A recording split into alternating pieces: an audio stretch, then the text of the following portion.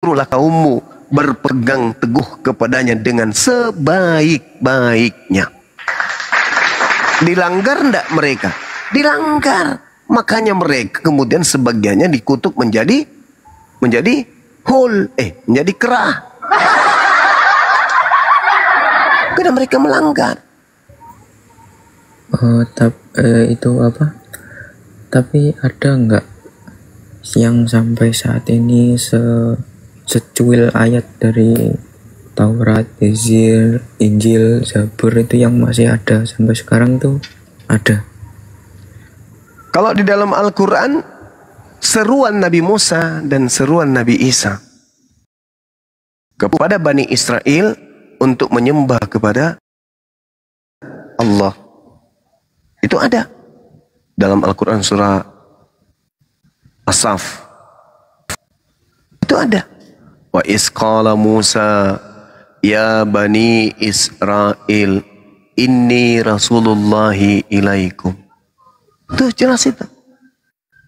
Begitu juga Nabi Isa, ucapan yang sama. Wa isqala Isa bin Maryam ya Bani Israel inni Rasulullahi ilaikum. Jadi dua nabi ini sama-sama mengajarkan kalau dirinya itu rasul hanya untuk Bani Israel. Kepada Bani Israel, Nabi Musa menerangkan, Nabi Isa menjelaskan. Yesus pun di dalam Bible menerangkan kalau dia hanya untuk Bani Israel. Bukan hanya sampai di situ, mereka Bani Israel diminta agar waspada kepada penyusup yang berpura-pura menjadi domba, padahal mereka adalah ciligala yang buat. Tanya aja diri Anda, apa hubungannya Yesus anak Maria dengan Anda? Mana benang merahnya?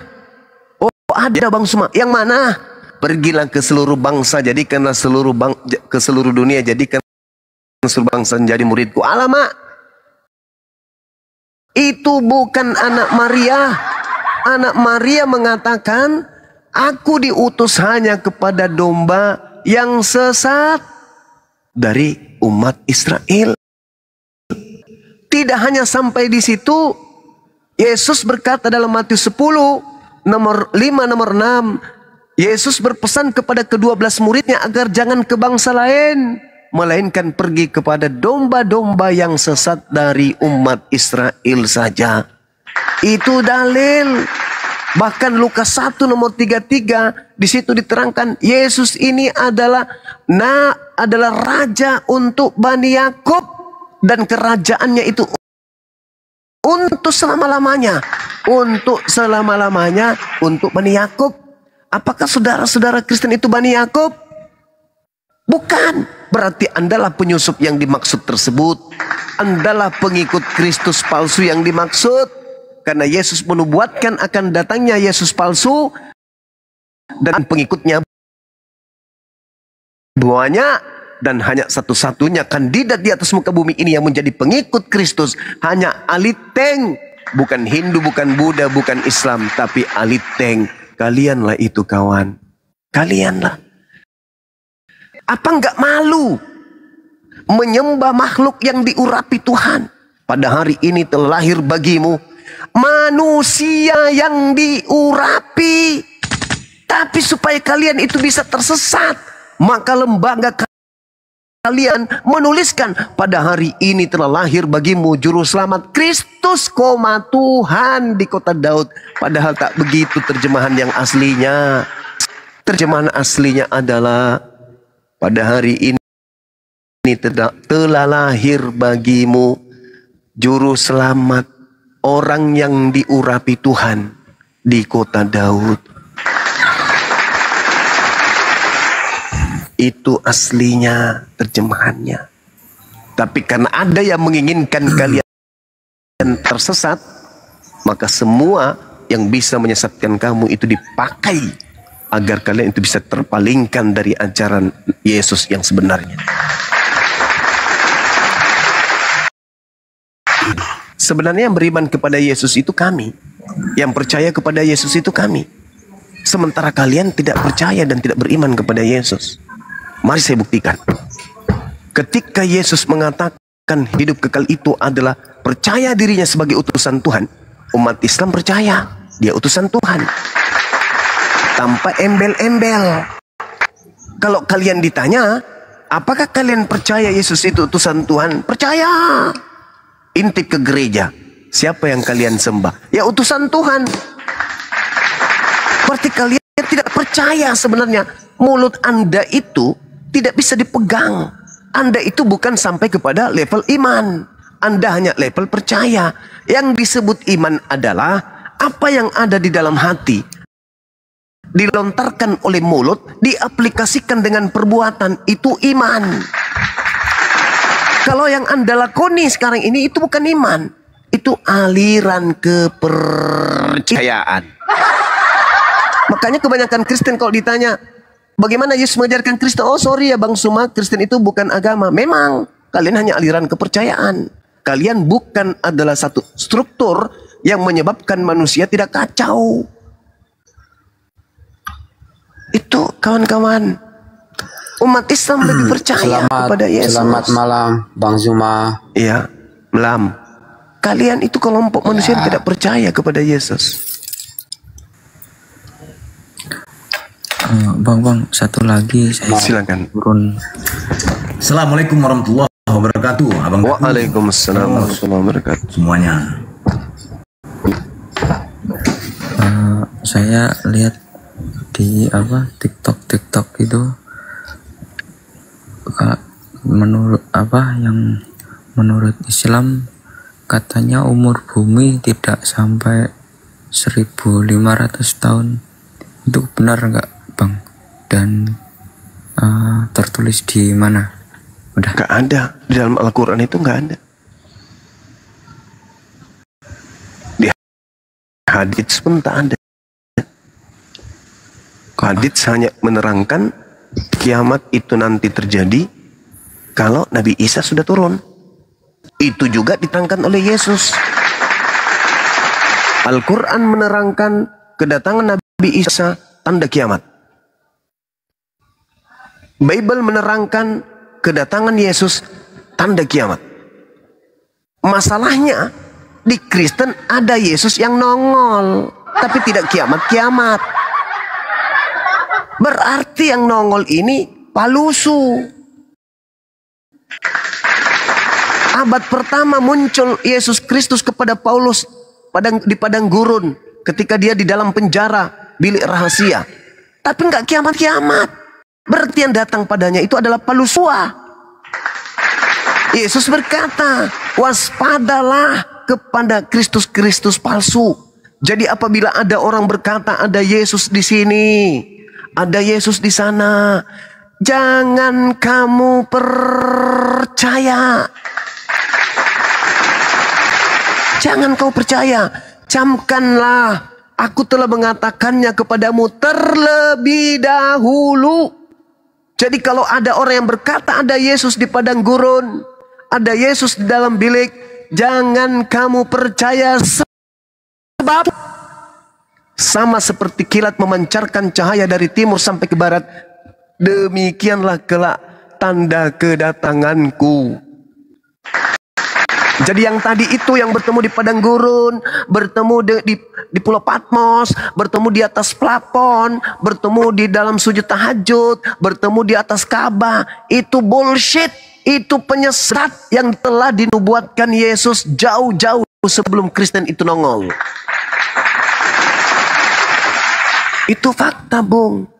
Jadi ketika Nabi Isa itu datang, Al-Quran surah As-Sukruf ayat 61 jelas sekali pertanda datangnya kiamat.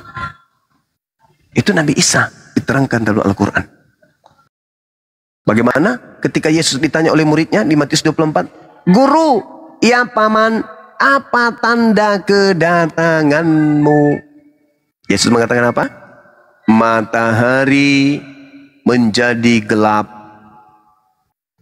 bulan tak bercahaya, bintang-bintang berjatuhan, kuasa-kuasa langit berguncang. Aku, anak manusia, akan nampak di langit.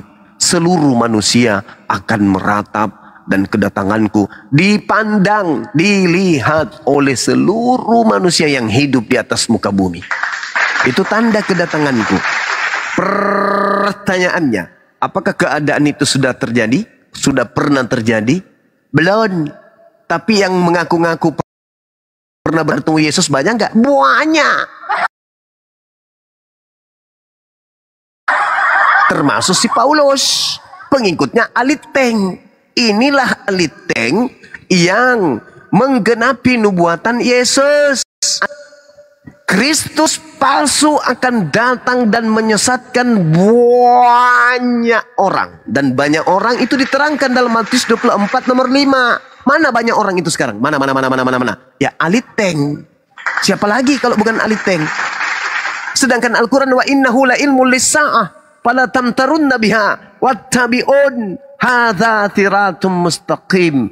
Sesungguhnya dia Nabi Isa ketika ia datang benar-benar menjadi pertanda akan datangnya hari kiamat. Seirama ndak ketika Yesus dibisikin sama muridnya di Bukit Zaitun, Gulu, ya paman, apa tanda kedatanganmu? Tanda kedatanganku, matahari menjadi gelap. Kira-kira kalau matahari menjadi gelap, ini malam nih sekarang, besok nggak ada lagi matahari. Panik nggak seluruh manusia? Meratap nggak seluruh manusia? Meratap. Bukan meratap cucian tidak kering, bukan. Meratap karena panik sepanik-paniknya. Bumi merasa aneh, matahari tak ada. Bulan pun tak bercahaya, bintang-bintang berjatuhan, kuasa-kuasa langit kemudian berguncang. Tiba-tiba muncul anak manusia di tengah langit, seperti kemudian cahaya yang terlontar dari timur sampai ke barat, dan kita semua manusia melihatnya. Kenapa kita semua manusia melihatnya? Karena pada saat itu kepanikan terjadi di mana-mana. Tak ada lagi orang memikirkan duit, tak ada lagi memikirkan anak-anak yang tak ada. Semua panik sepanik-paniknya, meratap semeratapnya, memanggil Tuhan, memuji Tuhan. Ya Tuhan, ada apa ini? Ada apa ini? Ada apa ini? Tiba-tiba saja muncul Yesus di tengah langit. Itulah tanda kedatanganku yang kedua. Wa innahu la ilmu lis-sa'ah fala tantarunna biha wattabi'un. Itulah jalan yang lurus. Percaya kepada keadaan itu. Jadi ketika Yesus mengatakan, apabila ada yang mereka yang bertemu dengan Yesus di sini, bertemu di sana, padang gurun, dalam bilik penjara, jangan kau percaya, itu bukan aku. Sebab Yesus palsu akan muncul dan akan melakukan banyak mujizat sekiranya dia menyesatkan orang-orang pilihan juga. Itu real. Itu fakta. Orang-orang yang disesatkan oleh Yesus Kristus ini akan bersungut-sungut nanti di padang pasir, padang mahsyar. Pada saat kita akan dihisap, pada saat kita akan diadili, mereka yang menyembah Yesus Kristus di dunia ini akan menangis, meratap, memanggil Yesus. Tapi Yesus itu mengatakan, yang asli mengatakan apa? Enyahlah daripadaku, kalian semua pembuat kejahatan. Aku tidak mengenal kalian. Apa nggak malu digituin? Siang malam berdoa kepada Yesus. Tapi Yesus berkata, aku tidak mengenal kalian. Kalian pembuat kejahatan. Ternyata yang kalian ikuti adalah Kristus palsu. Kristus palsu yang telah menyesatkan kalian. Sudah datang Islam untuk sebagai jalan satu-satunya menuju kembali kepada jalan yang benar. Kalian tolak. Kalian sombong, kalian angkuh, kalian rasa lebih hebat daripada pencipta langit dan bumi. Sudah dihantam kiri kanan, dari Al-Quran menghantam, dari Bible menghantam, Nabi Isa menghantam, Nabi Muhammad menghantam, Yesus Kristus pun menghantam. Tapi kalian lebih percaya kepada suara yang datang kepada Paulus untuk kalian tuhankan. Izin cuma mohon maaf, saya mau turun dulu ini karena silakan. Saya kena report juga semuanya. Iya, silakan Bang. Terima kasih Bang Pandi, Bang Zuma, masuk Bang. Sama-sama. Semuanya, terima kasih. Izin pamit dulu ya. Assalamualaikum warahmatullahi wabarakatuh.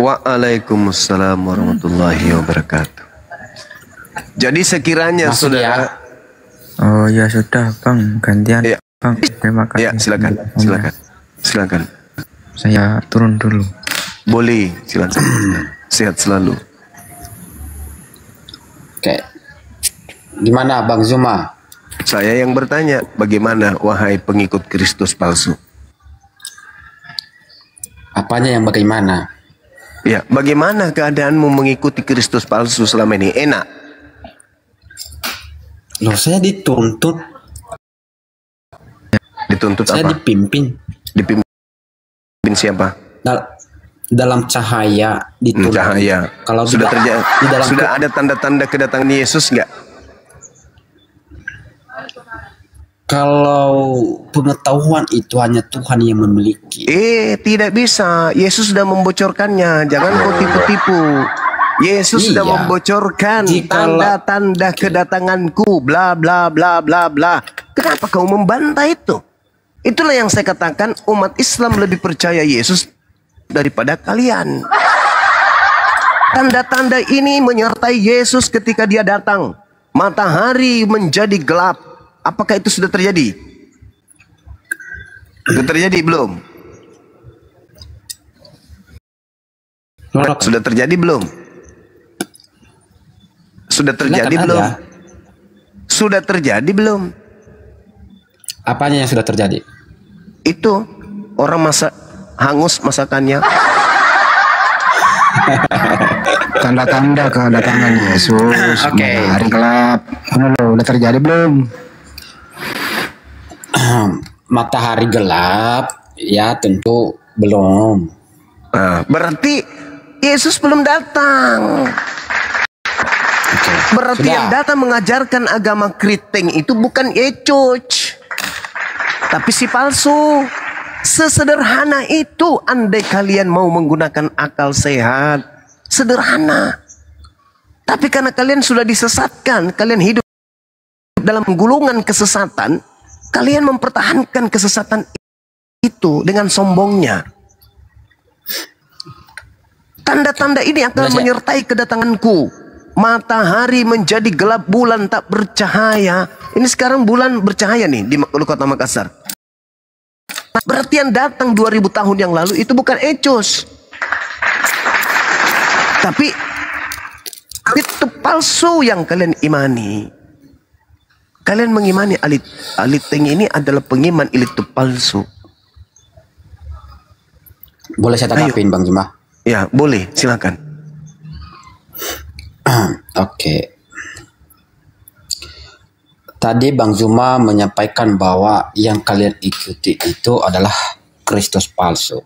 Yes. Oke. Saya akan membuktikan bahwa yang ditemui oleh Paulus dan suara yang dia dengar itu adalah Tuhan Yesus sendiri. Coba kita lihat ya.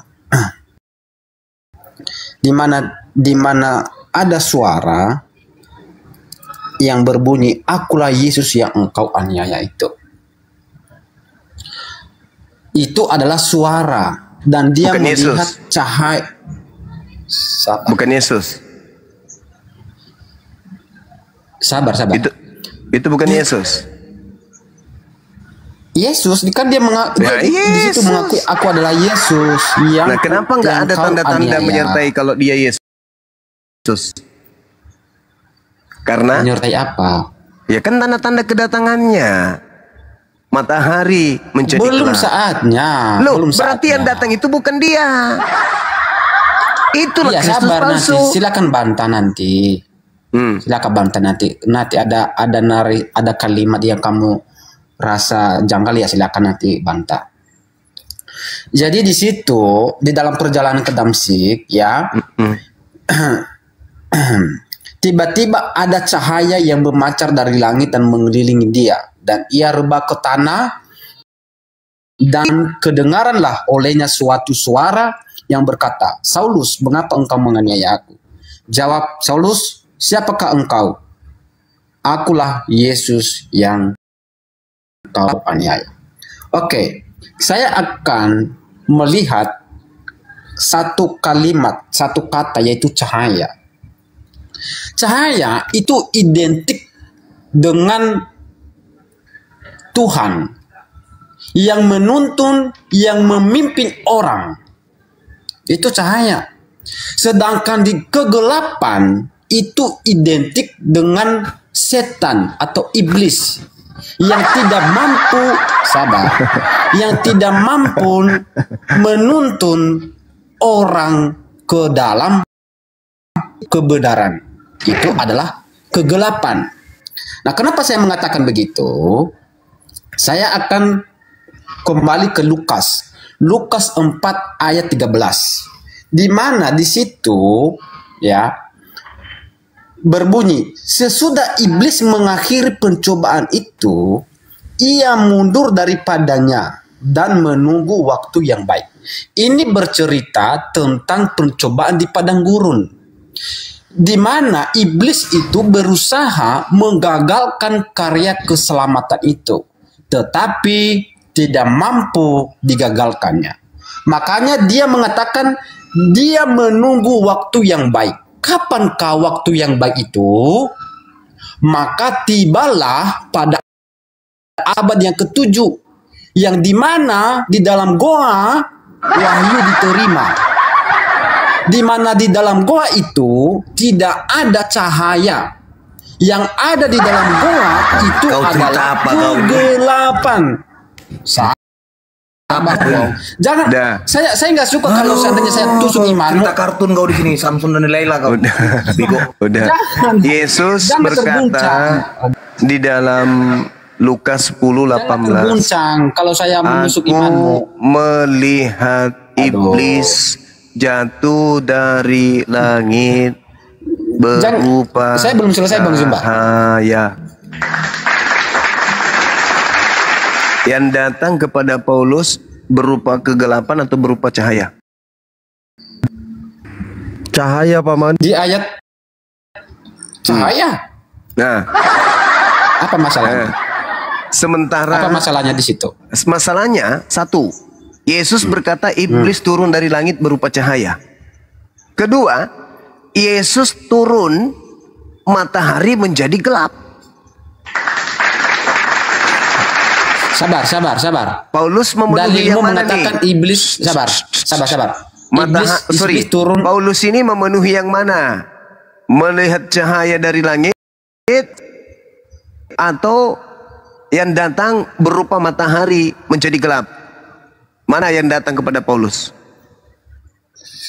Yang tertulis dia melihat cahaya, bukan. Nah, jatuh. Menurut Yesus itu iblis atau itu Yesus?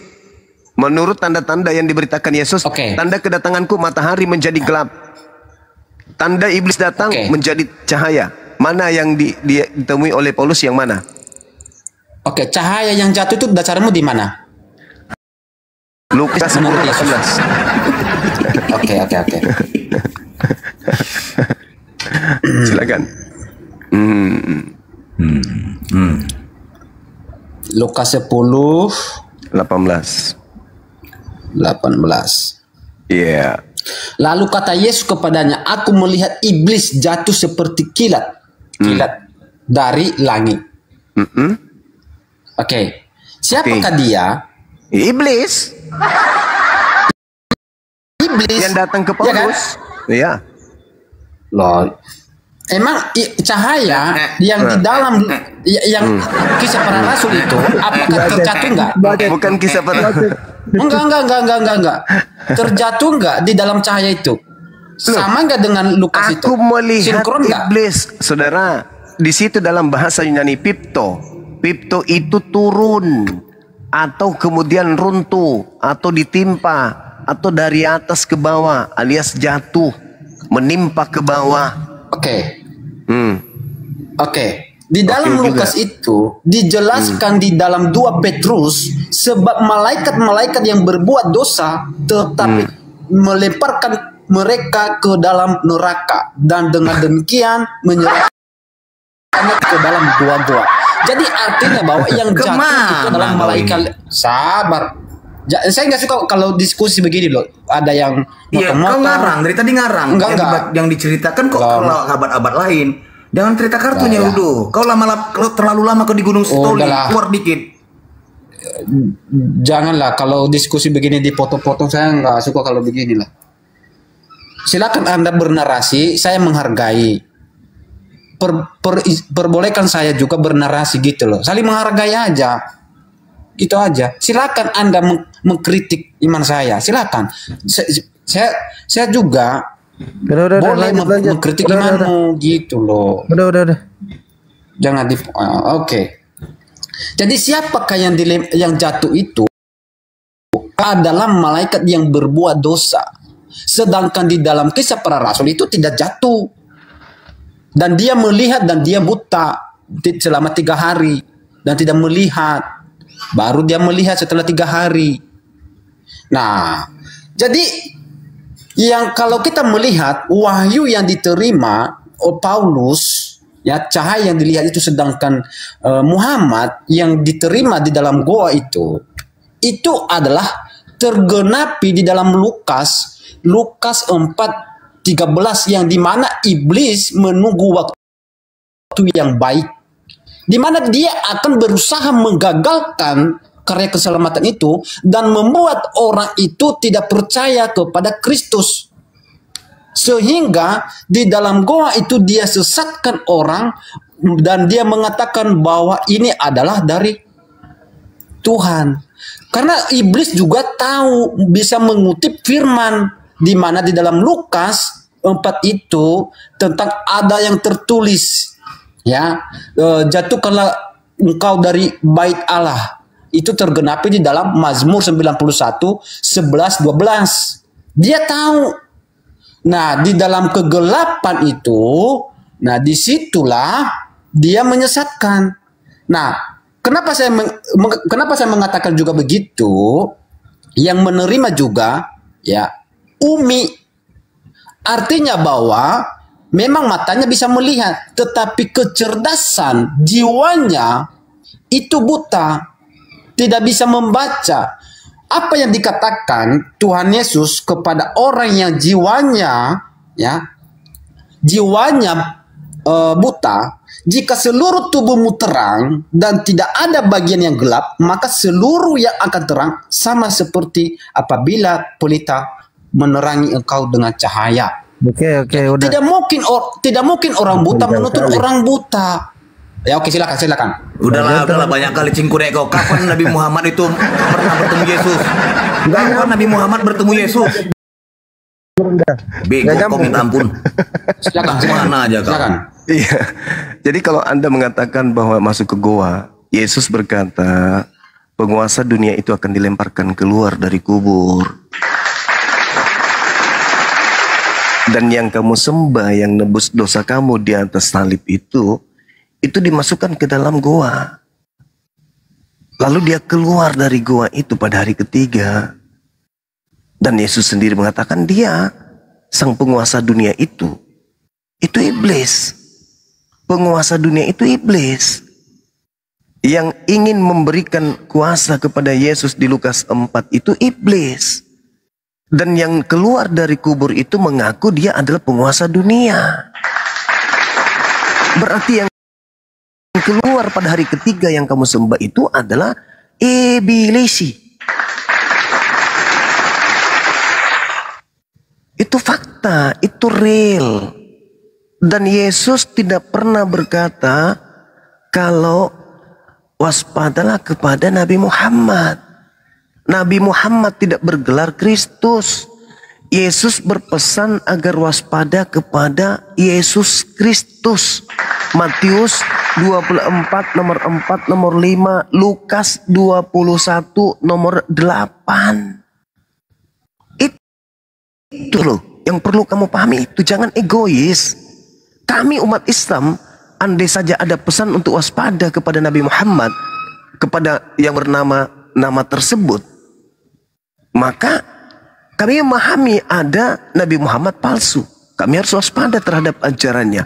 Tapi pesan itu tak ada, baik dari Nabi Muhammad maupun dari Yesus. Nah, sekarang Yesusnya berpesan waspada kepada Yesus Kristus. Maka yang harus waspada siapa? Ya ente, pada Kristen ini. Kok jadinya menyembur-nyemburkan fitnah kepada Nabi Muhammad? Sedangkan penyesat yang muncul bergelar Kristus. Sedangkan kalianlah pengikut Kristus itu.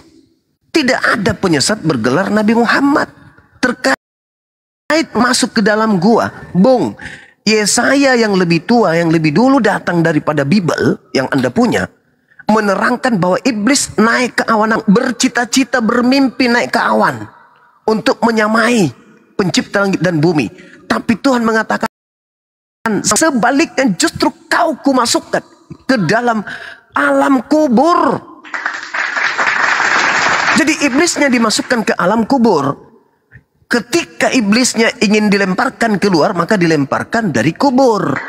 Sembahanmu itu keluar dari kubur. Kamu baca Yohanes 12 nomor 31, Yohanes 14 nomor 30.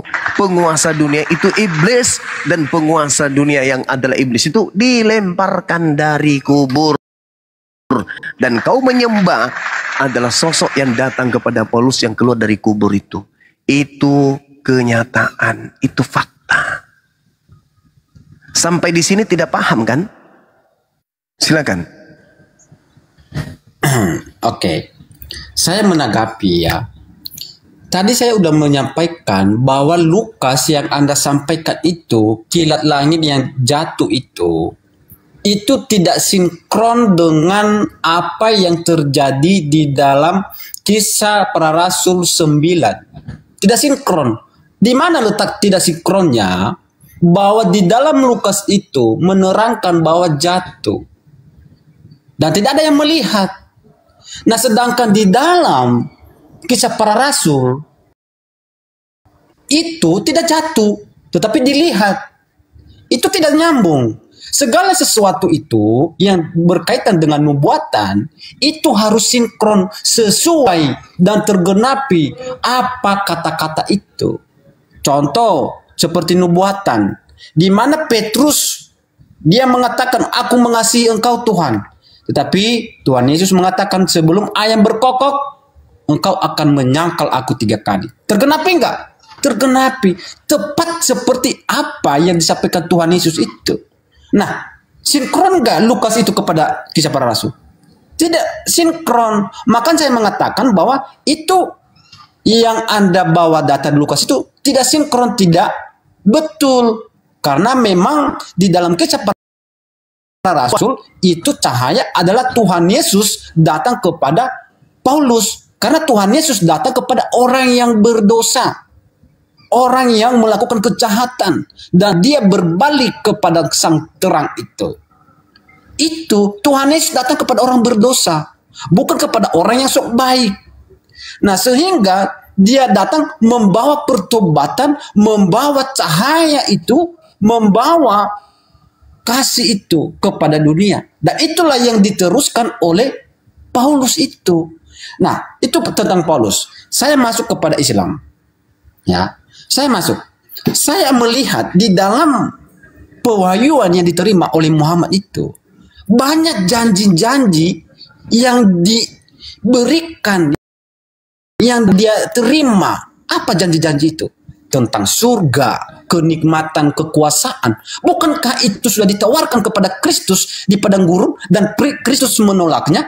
Tetapi Nabi Muhammad menerima wahyu dan dia mengatakan ini adalah kebenaran. Sabar dong, sabar. Loh, sabar dong. Sabar. Nah, jadi sesuatu yang ditawarkan, kenikmatan, kekuasaan, kemuliaan dunia yang ditawarkan kepada Yesus di padang gurun, dia menolak. Tetapi ketika kepada Nabi Muhammad di dalam gua ditawarkan tentang surga, kenikmatan, segala macam, tapi dia mengatakan ini adalah kebenaran. Nah, ini kan merupakan suatu hal yang bertolak belakang. Nah, saya melihat juga di dalam Islam memperbolehkan dusta. Sedangkan Tuhan Yesus katakan ya dan katakan tidak. Nah, di dalam kebenaran itu tidak ada dusta, tidak ada kebohongan. Tetapi di dalam Islam diperbolehkan berdusta. Karena kenapa? Sang bapa berdusta itulah iblis karena tidak ada kebenaran di dalam dirinya karena dia menyamar seperti malaikat terang. Oke, sampai di situ silakan ditanggapi. Ya. Jadi yang mana yang harus saya tanggapi ya? Karena yang Anda sampaikan itu tidak ada datanya. Anda hanya berhalusinasi gitu loh. Terlalu jauh ente itu loncat kepada Nabi Muhammad. Nabi Muhammad itu datang justru adalah menjadi solusi atas kebuntuan, atas kesalahan, atas kepicikan kemudian keadaan yang muncul disebabkan karena sosok yang mengaku Kristus ini. Tapi sayangnya saya berbicara dengan orang yang tidak pernah paham. Yesus meminta Bani Israel waspada kepada Kristus, bukan waspada kepada Nabi Muhammad. Itu udah selesai.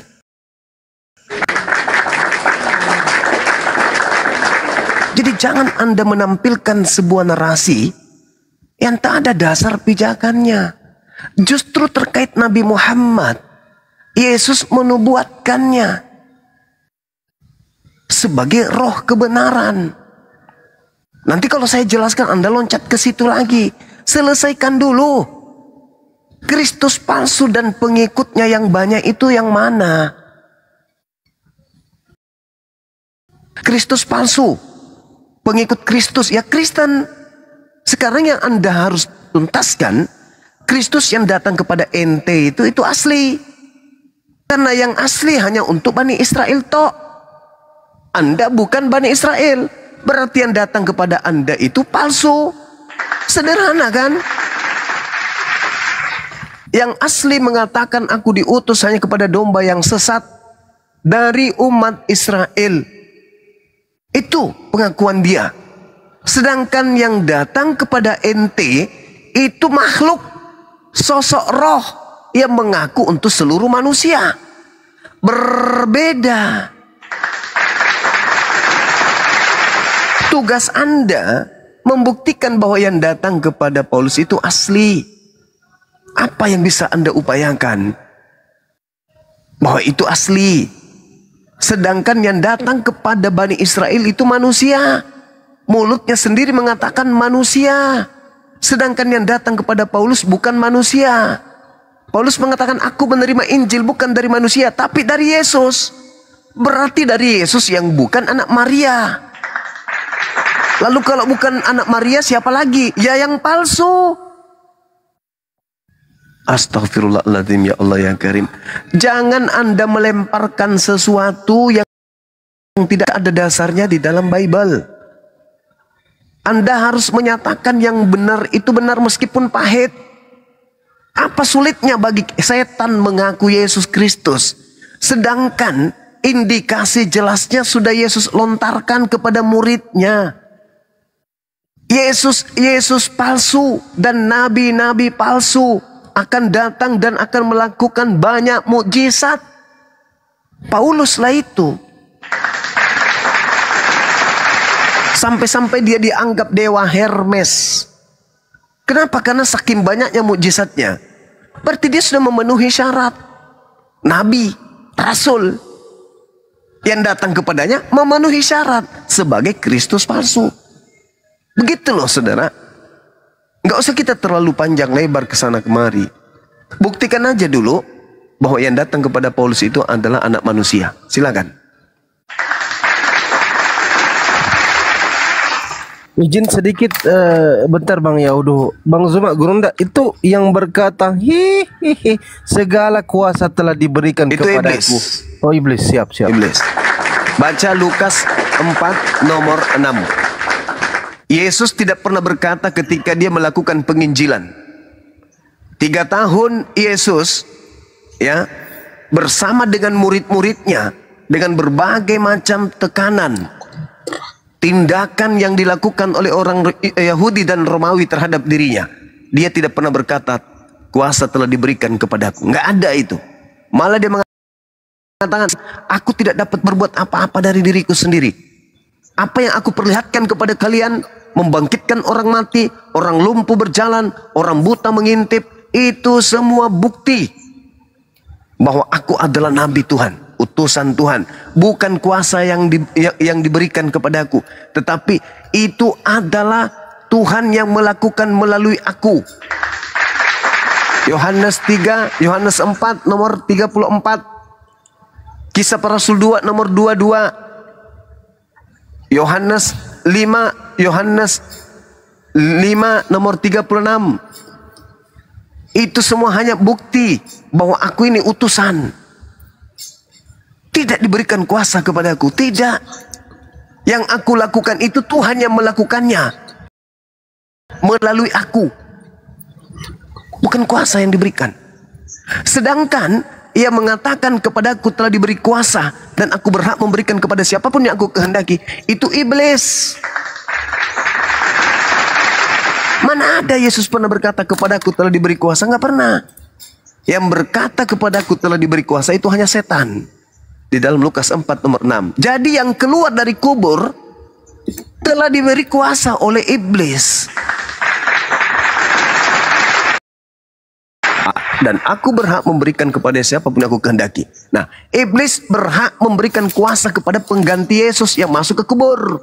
Sehingga dia keluar dari kubur, dia mengatakan kepadaku telah diberi kuasa. Pergilah jadikanlah seluruh bangsa menjadi muridku. Siapa yang menginginkan manusia semua menjadi pengikutnya? Iblis. Nah, kita tanya kepada saudara Yehuda. Ya aduhai. Apakah kemudian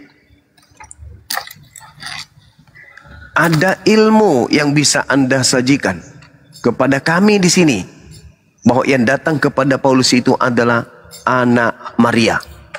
Ada enggak bukti? Sedangkan yang datang kepada Paulus mengaku bukan manusia.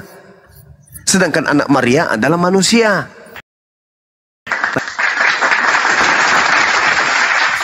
Sama enggak antara yang bukan manusia dengan manusia? Sama enggak? Meskipun namanya sama.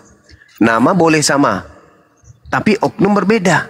Nah, coba saudara ya aduhai, coba kau buktikan kepada kita yang ada di sini bahwa yang datang kepada Paulus itu adalah anak Maria. Silakan. Oke. Tadi saya sudah membantah satu poinnya, itu tidak sinkron Lukas dan Kisah Para Rasul. Itu yang pertama. Poin yang kedua, dan karena Bang Zuma bersikeras meminta bukti selain itu, maka saya mengatakan di dalam Yohanes 8:12 itu yang berbicara adalah cahaya itu. Siapakah dia itu? Akulah terang dunia. Barang siapa yang mengikut aku, ia tidak akan berjalan dalam kegelapan. Oke, di sini ada dua kalimat, ya. Ada terang dan ada kegelapan. Siapa yang mengikuti Yesus, dia ada dalam terang itu dan tidak ada dalam kegelapan. Kegelapan itu identik dengan kejahatan. Ya. Itu tentang cahaya. Jadi cahaya itu siapa? Ya, Tuhan itu. Bukti yang kedua lagi, siapakah itu? Di dalam Ibrani 1 ayat yang ketiga. Ia adalah cahaya kemuliaan Allah dan gambar wujud Allah dan menopang segala yang ada dengan firman-Nya. Apakah kurangkah ayat-ayat yang saya terangkan itu? Udah 3 poin saya membuktikan bahwa siapa yang datang kepada Paulus itu adalah Sang Kristus itu. Sang Mesias itu. Yang datang kepada orang yang berdosa, yang membuat orang berbalik kepada Sang Tuhan. Sehingga dia bertobat, meninggalkan yang lama, menjadi ada hidup yang baru. Itu adalah Kristus. Nah, jadi saya udah memberikan poin. Kalau nanti tidak berterima lagi, ya saya udah 3 kali memberikan bukti bahwa itu adalah Kristus. Nah, jadi kalau saya kembali ke, ya, jadi kalau saya kembali ya tentang kegelapan, itu identik dengan yang namanya kejahatan, ya, di mana di dalam Lukas itu menawarkan tentang kerajaan dunia, kemuliaan dunia. Ya. Dan tergenapi. Kenapa? Di dalam Lukas 4 itu iblis tidak berhenti menggagalkan karya keselamatan. Di dalam ayat 13 itu dia mengatakan dia menunggu waktu yang baik. Artinya dia tidak berhenti sampai di situ. Dia akan terus menggagalkan karya keselamatan itu supaya orang tidak percaya kepada Kristus itu. Dan di mana tergenapi? Ya tergenapi ketika di abad ke-7 di mana dia menyesatkan datang melalui goa-goa. Loh. Itu loh. Karena di situ dia menawarkan tentang kenikmatan. Dia menawarkan hal-hal yang duniawi. Bukankah itu tawarannya diberikan kepada Kristus dan Kristus menolaknya? Tetapi abad ke-7 menerima bahwa ini ada kebenaran. Jadi itu kan kontrak dua hal yang berbeda. Nah, terus saya melihat lagi orang yang menerima juga itu adalah orang yang umi, yang dimana jiwanya secara keseluruhan tidak dapat membaca. Kalau Yesus tadi Abang Zuma mengatakan kami ini adalah yang mengikuti Kristus karena kami disunat, karena kami mengikuti sujud. Bukan seperti itu yang dikatakan Tuhan Yesus. Justru Tuhan Yesus ya di dalam Markus menegur kami supaya kami jangan mengikuti orang buta. Karena dia mengatakan siapa yang biarkanlah mereka yang menuntut orang buta. Jika orang buta menuntut orang buta, maka keduanya jatuh ke dalam lubang. Dapatkah orang buta menuntut orang buta? Itulah. Nah, ketika kecerdasan itu buta, maka gelaplah seluruh tubuhnya. Tidak ada kebenaran di dalam kegelapan itu. Jadi tergenapi di dalam Lukas 13 itu ada kenikmatan, ada umi tidak bisa membaca. Tergenapi ada dua hal yang berbeda, ada dua hal yang tergenapi itu. Silakan. Sampai di sini dulu. Oke. Iya. Ad-dunya sijnul mu'min wa jannatul kafir. Dunia ini adalah penjara bagi orang Islam. Jadi tidak ada yang menerima janji dari iblis tentang kuasa dunia, itu nggak ada. Andai saja umat Islam itu diberi kuasa dunia, maka sebagai penguasa dunia di dunia ini umat Islam tidak mau diatur. Kenapa? Karena dia yang menguasai dunia. Mari saya buktikan kepada saudara. Siapa yang menguasai dunia ini? Yang pertama, Roma 5 nomor 20. Tetapi hukum Taurat ditambahkan supaya pelanggaran menjadi semakin banyak. Dan di mana dosa bertambah banyak, di sana kasih karunia menjadi berlimpah-limpah. Semakin banyak dosa, semakin banyak karunia. Ini konsep siapa? Konsep penguasa dunia. Kemudian, di dalam Galatia 5, supaya kita Kristen sungguh-sungguh merdeka. Sebab Kristus telah memerdekakan kita. Karena itu berdirilah teguh. Dan jangan lagi mau dikenakan penghambaan. Siapa yang tidak mau menghambakan diri lagi? Hanya penguasa dunia. Karena dia merasa menguasai dunia ini, dia tidak mau lagi diatur oleh Tuhan. Mereka merasa sungguh-sungguh merdeka. Karena Kristus telah merdekakan mereka. Mereka menjadi penguasa dunia. Mereka tidak mau diatur lagi oleh Tuhan Pencipta. 1 Korintus 10 nomor 23. Segala sesuatu diperbolehkan, tetapi segala sesuatu tidak berguna bagiku. Segala sesuatu diperbolehkan, ya benar. Tetapi bukan segala sesuatu membangun. Siapa yang membolehkan dan membenarkan dan tidak lagi mengatur dirinya dengan aturan Tuhan, mereka bebas di dunia. Siapa? Dialah penguasa dunia ini. 1 Korintus 6 nomor 12. Segala sesuatu halal bagiku, dan itu pun harus kau ikuti karena aku harus menjadi toladanmu. Siapa yang menghalalkan segala sesuatu yang diharamkan oleh Tuhan, dialah penguasa dunia. Siapa dia? Libelisis. Ibrani 6 nomor 1. Sebab itu marilah kita tinggalkan hukum-hukum pertama, yaitu perjanjian lama. Mari beralih kepada perkembangannya yang penuh. Jangan lagi kita meletakkan lagi dasar pertobatan dari perbuatan-perbuatan yang sia-sia dan dasar kepercayaan kepada Tuhan, yaitu ajaran tentang berbagai pembaptisan, penumpangan tangan, kebaktian orang-orang mati dan hukuman kekal. Dan itulah yang akan kita perbuat jika Tuhan mengizinkannya, sebab mereka yang pernah diterangi hatinya, yang pernah mengecap karunia dunia, dan yang surgawi pernah menjadi bagian dalam Roh Kudus. Marilah kita meninggalkan hukum-hukum Tuhan dan beralih kepada perkembangannya yang penuh. Jangan lagi mau meletakkan lagi dasar pertobatan dari perbuatan-perbuatan yang sia-sia. Siapa yang tidak mau lagi mengikuti aturan Tuhan dan meninggalkan asas-asas yang diberikan Tuhan? Hanya iblis, penguasa dunia. Kolose 2 nomor 16 nomor 23. Karena itu janganlah kamu biarkan orang menghukum kamu mengenai makanan dan minuman. Jangan mau diatur tentang haram halal makanan minuman. Jangan. So, pokoknya semua boleh kau minum. Pokoknya semua boleh kau makan. Kalau perlu kau makan itu aspal, kau bakar itu kapal selam, kau bakar itu mobil truk, makan semuanya. Pokoknya semua yang diatur bebas. Jangan lagi kalian mau diatur.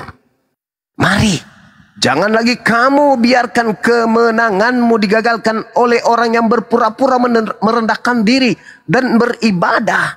Jangan. Tetapi marilah kita memerdekakan diri kita dalam Yesus Kristus. Haleluya. Itu yang terjadi.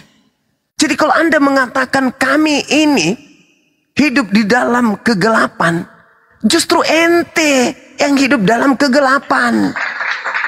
Kami terang benderang. Kami beribadah dasarnya ada. Kami menyembah pencipta langit dan bumi. Sedangkan ente pengikut Kristus sang penyesat. Siapa yang mengajarkan membebaskan diri manusia dari hukum-hukum Tuhan? Si Iblisis. Adam dibebaskan oleh iblis dalam aturan Tuhan. Tiba-tiba iblis datang membatalkan semua aturan Tuhan. Lantas Anda mengaminkan, entelah yang hidup dalam alam kegelapan. Saking gelapnya, Yesus menubuatkan Kristus, Anda loncatnya kepada Nabi Muhammad. Karena gelap, otak nggak berfungsi, sebilisisis sudah menguasai Anda dan logika Anda. Waspadalah kepada Kristus, kok larinya ke abad ke-7? Otak rusak, cuman modal air liur.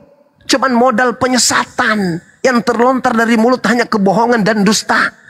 Kamu tidak bisa kemudian membantah dan mempertahankan imanmu. Kamu hanya bisa menyerang, tapi kamu tidak bisa mempertahankan imanmu. Waspadalah kepada Kristus. Nabi Muhammad sejak kapan bergelar Kristus? Yang harus diwaspadai adalah yang datang kepada kalian yang ngaku-ngaku bergelar Kristus itu. Pertahankan itu. Jangan lari ke Nabi Muhammad. Nabi Muhammad tidak pernah tersentuh oleh Yesus. Selain Nabi Muhammad mengajarkan, dia yang datang setelahku akan memuliakan aku. Satu-satunya Nabi antara Paulus, Lukas, Markus, Matius dan juga Nabi Muhammad. Hanya Nabi Muhammad yang memuliakan sosok yang datang kepada Bani Israel. Sedangkan kalian menghinakannya. Ditampar, ditonjok, dihantam kepalanya, ditonjok mukanya, diludahin, ditelanjangin, digantung, ditombak, diracun, dibunuh, dikuburkan dan seterusnya. Kalian yang menghinakannya. Sedangkan kami melepaskan tuduhan-tuduhan itu semuanya dan beliau tetap suci sampai hari ini. Kami yang memuliakan dia, kalian yang menghancurkan dia. Di dalam Al-Quran, Nabi Adam alaihissalam dan keturunannya dimuliakan. Sedangkan di kalian, akibat ajaran gelap, Nabi Adam mewariskan kebohongan. Yang berupa kebohongan, yaitu dosa waris pada manusia. Kebohongan. Yesus Tuhan yang datang dalam rupa manusia, bohong. Yesus menebus segala dosa manusia, bohong. Yesus adalah Tuhan yang inkarnasi menjadi manusia, bohong. Maria melahirkan Tuhan, bohong. Manusia menjadi daging, Tuhan jadi daging, bohong. Tak ada yang terlontar dari mulutmu kecuali kebohongan. Kamu berada dalam hidup gelap. Hanya iblis yang mengarahkan manusia meninggalkan dan menanggalkan hukum-hukum Tuhan.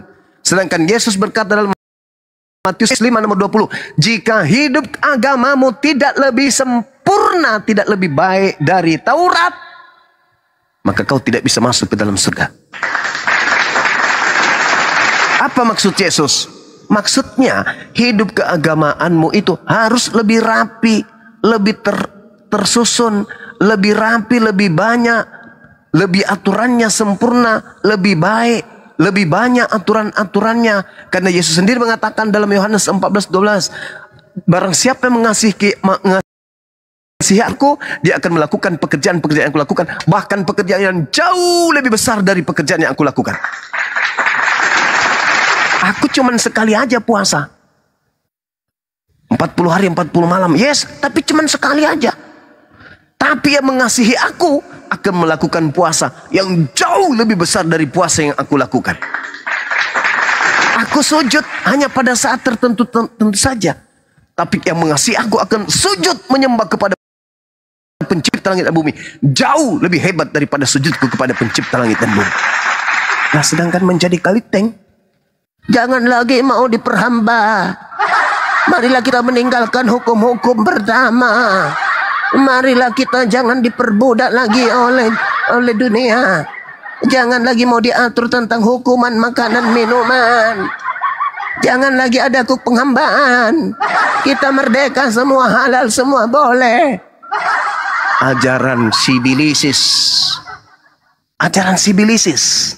Hanya iblis yang mau bebas dari perintah-perintah Tuhan. Nah, nasihat saya kepada ya aduhai, daripada Anda mempertahankan akidah agama Anda yang begitu rapuh, mending Anda berubah jadi kera. Itu lebih bagus, karena kera tidak dikena hukum. Atau jadi gorila, atau jadi padale, daripada jadi manusia, tetapi Anda manusia jasadnya, tapi tipikal agama Anda jauh lebih hina daripada seekor ayam betina. Silakan.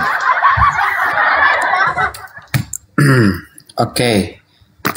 Saya menanggapi apa yang disampaikan oleh Bang Zuma merujuk kepada ketetapan hukum yang dimana tidak, orang Kristen itu tidak mau diatur, segala sesuatu halal. Oke, saya akan mengatakan bahwa apa yang dikatakan Tuhan Yesus tentang apa yang haram dan apa itu yang halal. Tuhan Yesus mengatakan ya di dalam Matius 15 ayat 1 ya, bukan yang masuk ke dalam mulut yang menajiskan orang, melainkan yang keluar dari mulut. Itulah yang menajiskan orang itu. Jadi bukan yang masuk, tetapi kata-kata yang kotor itu, yang haram, yang tidak boleh diucapkan. Kenapa tidak boleh diucapkan? Karena ya, karena Allah itu Paulus adalah kasih. Itu Paulus, bukan Yesus, kuceluk. Itu Matius.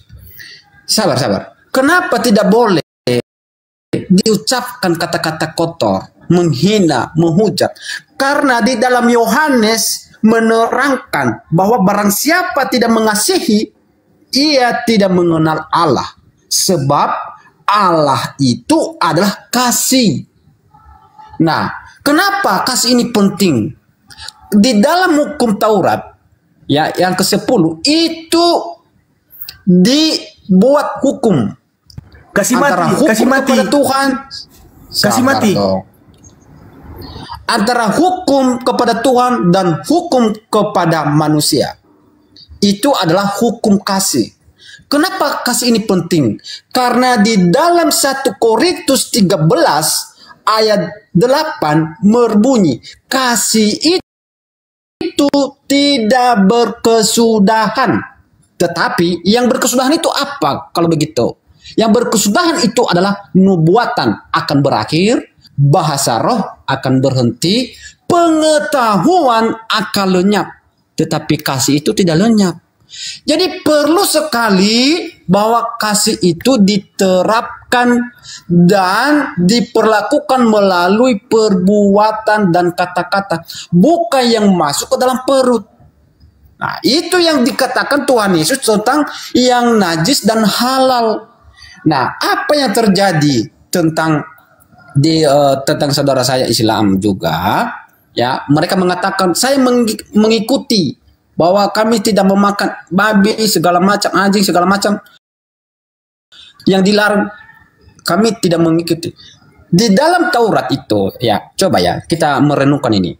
Di dalam Taurat itu ada beberapa poin yang mungkin bagi saudara dilarang, tetapi saudara melakukannya. Apa itu? Di dalam hukum kepada sesama manusia, poin yang ke-6, janganlah membunuh. Tetapi di dalam saudara Islam, perangilah orang yang tidak beriman kepada Allah, dan persempitlah. Sabar dong. Enggak, ini kan, jangan sampai melebar nah lagi. ini kan, Enggak, Anda sudah dijelaskan tadi sama Bang Zuma. nah ini kan, nah ini kan, nah ini kan, Lucu. kalau saya masuk ke ranah iman, kan nggak mau kalian kan kalau saya Izin, teman-teman ya, yang Kristen izin teman-teman. adil, makanya saya nggak mau diskusi sebenarnya di sini. Harus cerdas Izin. juga. Gurunda mungkin bisa Adil. tiktokan aja Bang Zuma, biar tidak nyebar Iya. kemana-mana. Nanti Saya tanya dulu. tabrak tembok. Lanjut. Penyesat yang harus diwaspadai oleh Bani Israel menurut Yesus itu gelarnya Nabi Muhammad Sallallahu Alaihi Wasallam atau Yesus Kristus? Jawab. Coba diulang lagi, Bang. Penyesat yang harus diwaspadai oleh murid Yesus itu penyesat yang bergelar Sallallahu Alaihi Wasallam atau bergelar Kristus. Di dalam Bible mengatakan yang menyakal Kristus itu adalah penyesat itu. Yang harus diwaspadai oleh murid Yesus, bukan penyangkal. Yang harus diwaspadai oleh murid Yesus, penyesat. Nah, penyesat yang harus diwaspadai itu bergelarnya Kristus atau Sallallahu Alaihi Wasallam. Jawab. Yang menyamar Kristus. Nah, yang menyamar. yang menyamar Kristus. Ada nggak? Ada nggak? Ada. Loh, mana buktinya? Yang datang ke Paulus.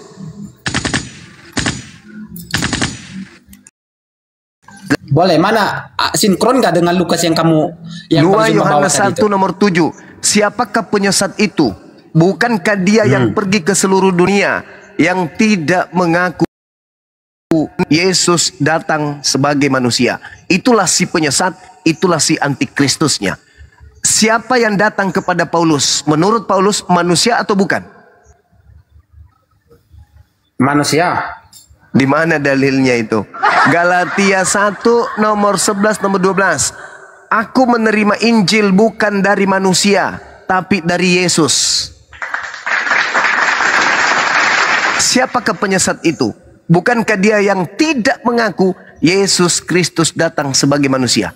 Paulus tidak mengaku kalau yang datang kepadanya adalah manusia, tetapi Yesus Kristus yang bukan manusia. Berarti dialah sang penyesat tersebut. Jadi gini ya. Jadi apa? Di dalam Paulus itu menerangkan di dalam surat-suratnya bahwa Tuhan Yesus dengan kemanusiaannya juga telah mati menebus dosa-dosa kita. Jadi sabar dong, sabar. Aduh, parah. Jangan lagi kau bawa saudara, jangan lagi kau bawa surat Paulus. Karena kenapa? Karena Kristus palsunya telah terbukti adalah yang di Paulus, dan penyesatnya adalah Paulus karena tidak mengaku Yesus Kristus datang sebagai manusia. Ngapain lagi kau bawa surat-surat? Loh, dia yang mengakui itu kan, dia mengatakan bahwa karena kematian kemanusiaannya yang telah menebus kita dari dosa-dosa. Ya kan? Ada masalah kan di situ? Dia mengakui kan? Ada, jelas ada Jadi masalah. di sisi lain Jelas ada masalah. Sebab menurut mana letak Yesus, masalahnya? penebus dosa harus berdasarkan dengan korban yang diperintahkan oleh Nabi Musa. Matius 8 nomor 4. Pergilah, persembahkanlah persembahan yang diperintahkan oleh Nabi Musa. Iya. Iya apa? Apa yang diperintahkan oleh Nabi Musa? Yang diperintahkan oleh Nabi Musa manusia atau binatang? Persembahan yang dimaksud di dalam perjanjian lama itu adalah seperti binatang, yang hewan itu domba. Yang diperintahkan itu oleh Yesus. Nah, agar mengikuti. Iya. Agar mengikuti. Iya. Ayo. Iya. Lalu siapa yang mengajarkan mempersembahkan manusia? Persembahan itu adalah persembahan yang tidak bercacat, tidak bernoda. Oke? Nah, sabar. Nah, di dalam perjanjian lama juga mengatakan aku akan membuat perjanjian baru, ya. Di mana itu adalah hukum Taurat kan? Ya, kan Tuhan Yesus menggenapi karena Tuhan Yesus tidak bercacat, tidak berdosa. Karena dia itu adalah imam yang menjadi jembatan antara manusia dengan Tuhan. Dari mana ilmunya Anda dapatkan bahwa persembahan yang tidak bercacat itu adalah Yesus? Dari mana ilmunya? Loh, kan dari dasar bahwa Tuhan mengatakan bahwa bawalah persembahan kurban itu yang tidak bercacat, tidak bernoda. Oke? Persembahan yang diminta Tuhan. Oke, sabar. Persembahan yang diminta Tuhan binatang atau manusia? Nah, maka itu kan dibuat di dalam kitab Yeremia kalau nggak salah. Dia akan membuat perjanjian baru. Saya ulang. Itu kan yang diminta oleh Tuhan binatang atau manusia? Loh. Kan dia akan menyelamatkan manusia melalui yang diminta oleh Tuhan untuk menjadi korban penebus dosa manusia atau binatang. Di dalam perjanjian lama binatang, domba, kambing. Iya. Yang minta persembahan manusia siapa? Tuhan sendiri yang memberikan nyawanya. Yang memberikan dirinya untuk Tuhan bunuh diri, teman-teman. Tuhan bunuh diri. Karena begitu besar kasih Allah akan dunia ini sehingga ia mengaruniakan anaknya yang tunggal supaya setiap orang tidak binasa melainkan beroleh yang hidup kekal. Kenapa dia melakukan itu? Karena dia hidup kasih. Kekal karena percaya kepada Yesus kan? Betul? Yes. Sekarang ketika Yesus berkata, aku diutus hanya kepada domba yang sesat dari umat Israel, percaya nggak? Kan iya, dia ada mengatakan begitu. Dia diutus kepada Bani. Ya, percaya nggak? Dan di mana di ayat lain di mana orang kepunya aku ditolak? Percaya nggak? Loh, sabar dulu. Enggak percaya nggak ketika Yesus berkata, aku diutus hanya kepada domba yang sesat dari umat Israel? Anda percaya nggak? Sama seperti juga Islam diutus kepada hanya Bani Arab. Kenapa kamu mengikuti? Iblisnya kuat ini.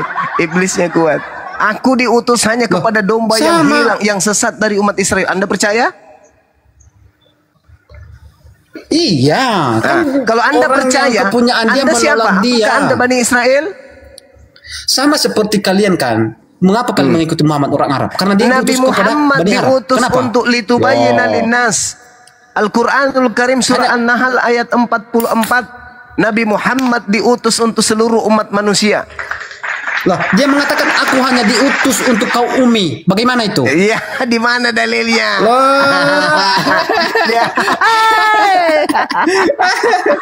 Allahu Akbar, Masya Allah. Kenapa kamu mengikuti? Mengikuti dia? Bukankah dia itu diutus kepada Bani Ummi? Allahu Akbar, Masya Allah. Mana dalilnya? Mana dalilnya? Oke. Saya akan cari. Ya, baru mau cari. Allahu Akbar. Iya kan gini loh. Soalnya tema kita kemana-mana. Bisa nggak kau bicara? Soalnya tema ini kemana-mana. Jangan Ya, kamu pakai dalil, pakai dalil. Kamu yang kemana-mana. Iya, oke. Anda mengatakan Iya, saya cari. percaya kepada Yesus peroleh hidup. Ketika Yesus berkata, aku diutus kepada domba yang sesat dari umat Israel, Anda percaya. Percaya. Nah, kalau Oke. Anda percaya, berarti Anda menolak makhluk yang keluar dari kubur mengaku diutus untuk seluruh bangsa. Karena itu dua oknum yang berbeda. Satu untuk domba yang sesat dari umat Israel, satu untuk seluruh bangsa. Namanya aja yang sama, tapi oknumnya berbeda. Itulah si penyesat. Mungkin saudara Kaisar ada iklan dulu. Aduh pare nih Nei Baho. Ya aduh hai. Sabar. Bentar dulu Udah. Bang Aduhai. Bang Muhammad Aduhai, itu. Iklan dulu. Kasih iklan dulu. Iklan. Ya, kasih iklan dulu. Enggak boleh diem. Allahu Akbar. Baik, bismillahirrahmanirrahim. Sambil iklan ya dulu cari datanya ya. Cari datanya dulu ya. Baik teman-temanku, jangan lupa di tap-tap layarnya juga terus ya. Malam ini ada hiburan badut dungu. Pria bego tolol bernama Ya'aduhu. Hidupnya di lumpur yang sangat bau, otaknya geser terlihat cupu. Inilah Ya'aduhu ODGJ zaman halu. Yang ditanya hantu, jawabnya bangku. Segala daging halal kau makan, terkecuali daging sandal dan rodaban. Segala daun boleh kau konsumsi, terkecuali daun pintu, jendela, dan terali besi. Segala air boleh kau minum dan telan, terkecuali pecahan air ketuban. Leluhur kafir Ya'aduhu si perampok menempel Torah sebagai cadangan stok. Isi kitabnya terus juga diobok-obok, buku nakal tercipta, kelar, fix, dan lock. Siap dieksplor, jual ke pasar gelodok. Bagi kafir yang membaca aura goblok dan yang menyampaikan Ya'aduhu dongok.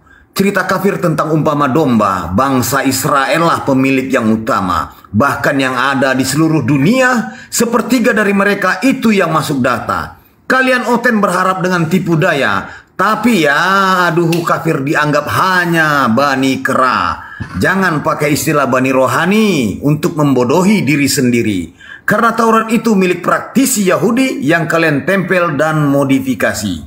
Di luar Israel, Ya'aduhu hina disebut guguk. Seperti ucapan Yesus terucap mengutuk. Coba renungkan dengan kepala tertunduk. Selama ini Ya'aduhu menyembah Tuhan terkutuk.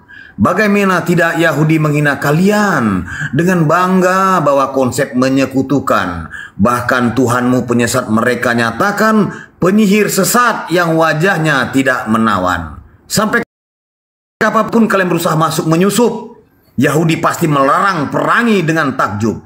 Bahkan Ya'aduhu masuk ke tanah suci dengan terlungkup. Haram Ya'aduhu masuk dengan titip yang masih berkulup. Sadarlah Ya'aduhu, kau bani bukan bani Yakub. Sekali lagi ditanya apakah Ya'aduhu berakal, jawabnya dangkal dan gagal total. Tuhan pencipta menjadi bayi apakah masuk akal? Jawabnya Ya'aduhu macet seperti congor tertelan sendal. Lagi ditanya Ya'aduhu punya otak dan akal. Jawabnya imani saja, ujungnya cerita nakal. Tuhan pencipta hidupnya di Nazaret lokal, tapi tidak menguasai alam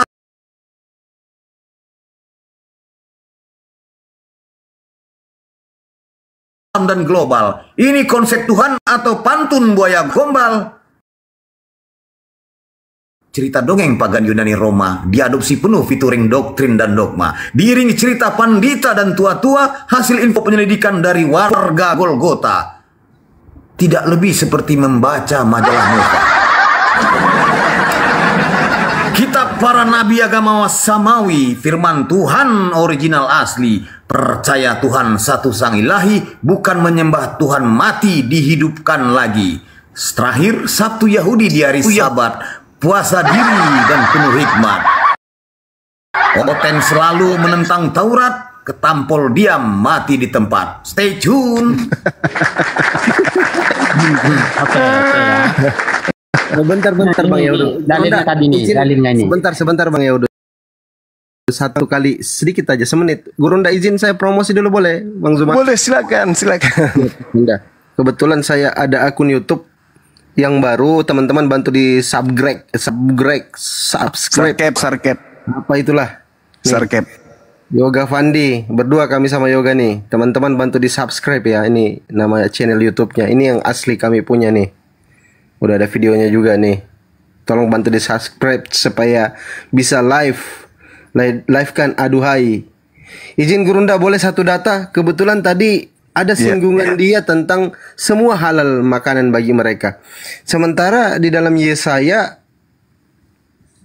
Yesaya 66 nomor 17, bahwa Tuhan berkata, bila yang menguduskan dan mentahirkan dirinya untuk taman-taman dewa dengan mengikuti seorang yang ada di tengah-tengahnya yang memakan daging babi dan binatang-binatang jijik serta tikus, mereka semua akan lenyap sekaligus. Demikianlah firman Tuhan. Amin.